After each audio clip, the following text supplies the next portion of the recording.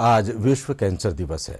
Cancer के निदान और उपचार में आर्टिफिशियल इंटेलिजेंस की भूमिका तेजी से बढ़ रही है।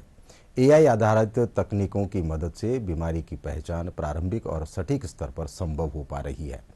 चिकित्सकों का कहना है कि शुरुआती लक्षणों, नियमित स्क्रीनिंग और स्वस्थ जीवन शैली की मदद से कैंसर से बचा जा सकता है।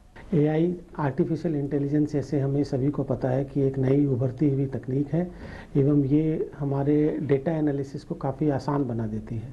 हेमेटोलॉजी में खासकर जो ब्लड स्लाइड्स होती हैं और जो बोन मेरो की स्लाइड्स हैं, उनकी मॉर्फोलॉजी के इंटरप्रिटेशन में काफ़ी इंडिविजुअल वेरिएशन होती है। एआई हमारे इस मॉर्फोलॉजिकल एनालिसिस को बहुत हद तक हमें सहूलियत प्रदान करता है, जिसके द्वारा हम टेलीपैथोलॉजी का काम भी एक तरह से कर सकते हैं। ये देखें, digital pathology kind of thing, जिससे कि वो टफ स्लाइड्स इजीली डायग्नोज हो जाए। दूसरा, एआई फ्लो साइटोमेट्री में भी हमें हेल्प कर सकता है। कभी कभी खास करके एमआरडी एनालिसिस के पैटर्न्स जो कि बहुत रेयर हो सकते हैं किसी एक पर्टिकुलर केस में, उनमें एआई हमें काफ़ी मदद कर सकता है।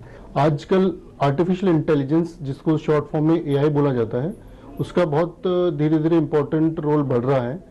उसके बारे में कुछ आज संक्षिप्त में चर्चा करेंगे।